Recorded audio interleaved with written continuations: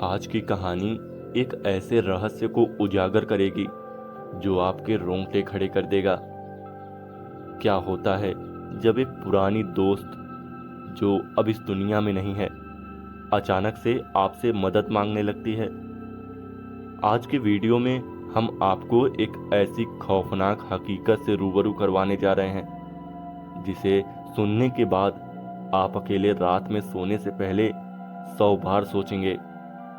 तो जुड़े रहिए हमारे साथ। और उससे पहले अगर आप हमारे चैनल पर नए हैं तो हमारे चैनल को सब्सक्राइब जरूर कर लें, क्योंकि ऐसी भूतिया कहानी हम आपके लिए लाते रहते हैं।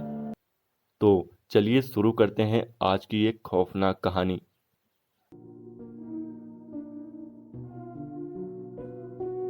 रात के अंधेरे में जब पूरा गांव सो रहा था, उस वक्त मोहन की आंखों से नींद कोसों दूर थी। वो अपने घर के बरामदे में बैठा बीते हुए दिनों के बारे में सोच रहा था। कमला की यादें उसे बार बार परेशान कर रही थी। कमला, मोहन की बचपन की दोस्त, कुछ साल पहले ही इस दुनिया से चली गई थी। वो एक बहुत ही खुशमिजाज और चंचल लड़की थी, लेकिन उसकी मौत ने पूरे गांव को सदमे में डाल दिया था।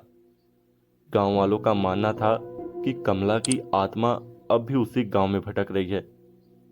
रोहन को इस बात पर कभी विश्वास नहीं हुआ, लेकिन हाल ही में जो कुछ उसके साथ हुआ उसने उसे इस खौफनाक सच का सामना करवाया।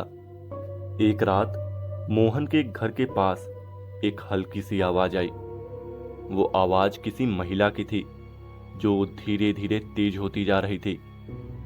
पहले तो मोहन ने सोचा कि ये उसका भ्रम है, लेकिन जब उसने ध्यान से सुना तो वो आवाज कमला की थी। मोहन, मेरी मदद करो। ये शब्द सुनकर मोहन के रोंगटे खड़े हो गए। उसने खिड़की से बाहर झांका, लेकिन अंधेरे में कुछ दिखाई नहीं दिया। उसकी धड़कनें तेज हो गई और उसने दरवाजा बंद कर दिया। अगले दिन मोहन ने अपने दोस्तों को इस बारे में बताया, लेकिन सबने उसे उसका वहम समझा। लेकिन मोहन को यकीन था कि उसने कमला की आवाज सुनी थी। उसने गांव के एक बूढ़े आदमी, जिसे गांव वाले बाबा कहते थे, उनसे सलाह ली। बाबा जी ने मोहन से कहा, बेटा, ये कोई सामान्य बात नहीं है। कमला की आत्मा अभी भी अधूरी है और उसे मुक्ति की जरूरत है। तुम्हें इसकी आत्मा को शांति देने के लिए कुछ करना होगा। मोहन ने बाबा जी की बातों पर विश्वास किया और उनसे जानने की कोशिश की कि उसे क्या करना चाहिए। बाबा जी ने उसे एक विशेष मंत्र और कुछ पूजा सामग्री दी और कहा, इस रात जब चांद अपनी पूर्णता पर हो तब तुम गांव के बाहर वाले पेड़ के पास जाकर ये पूजा करना, लेकिन ध्यान रहे वहां से बिना पूजा पूरी किए वापस मत आना। वो रात आई और मोहन ने हिम्मत जुटाई। वो अपने हाथ में पूजा की सामग्री लेकर गांव के बाहर वाले पेड़ की ओर बढ़ा। रास्ता बेहद डरावना था। चारों ओर सन्नाटा और पेड़ों की सरसराहट उसके दिल में खौफ पैदा कर रही थी। जैसे ही वो पेड़ के पास पहुंचा, उसने महसूस किया कि उसकी सांसें तेज हो रही थी। उसने पूजा की शुरुआत की, लेकिन तभी उसे पीछे से किसी के चलने की आवाज सुनाई दी। उसने हिम्मत जुटाकर पीछे देखा, लेकिन वहां कोई नहीं था। मोहन ने फिर से पूजा में ध्यान लगाया, लेकिन आवाजें अब और तेज हो गई। उसके चारों ओर हवा तेजी से बहने लगी और पेड़ की शाखाएं हिलने लगी। अचानक एक तेज चीख ने मोहन के कानों को भेद दिया। उसने देखा कि पेड़ के पीछे से कमला की परछाई प्रकट हो रही थी। वो परछाई धीरे धीरे उसकी ओर बढ़ने लगी।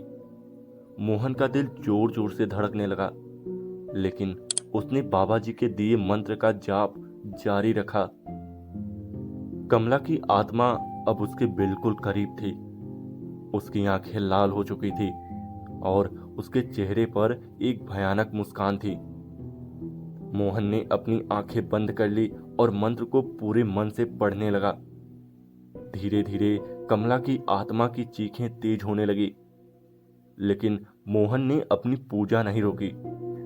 अचानक कमला की आत्मा ने एक भयानक चीख के साथ मोहन के चारों ओर एक भयानक अंधकार फैला दिया। मोहन की सांसें रुकने लगी, लेकिन उसने हार नहीं मानी। उसने एक आखिरी बार जोर से मंत्र पढ़ा और उसी पल कमला की आत्मा ने दर्द से चीखते हुए हवा में विलीन हो गई। सब कुछ एकदम शांत हो गया। मोहन ने आंखें खोली और देखा कि चारों ओर फिर से सन्नाटा फैला हुआ था। उसने चैन की सांस ली और जल्दी से अपने घर की ओर भागा। उसने बाबा जी को सारी बात बताई और बाबा जी ने उसे बताया कि कमला की आत्मा को अब शांति मिल गई है। उस रात के बाद से मोहन के गांव में कभी भी किसी ने कमला की आत्मा को नहीं देखा, लेकिन मोहन के दिल में वो रात हमेशा के लिए बस गई। वो जानता था कि उसने अपने दोस्त की आत्मा को शांति दी, लेकिन वो ये भी जानता था कि अब वो कभी भी उस जगह पर नहीं जा पाएगा जहां कमला की आत्मा ने उसे डराया था। ये कहानी सिर्फ मोहन की नहीं, बल्कि उन सभी के लिए एक चेतावनी है जो ये सोचते हैं कि भूत प्रेत और आत्माएं सिर्फ कहानियों में होते हैं। कभी कभी कुछ रहस्यमयी ताकतें हमारे आसपास ही होती हैं, जिन्हें हम नज़रअंदाज नहीं कर सकते। तो दोस्तों, ये कहानी कैसी रही कमेंट करके ज़रूर बताइएगा। और अगर आप हमारे चैनल पर नए हैं तो हमारे चैनल को सब्सक्राइब भी करना मत भूलिएगा।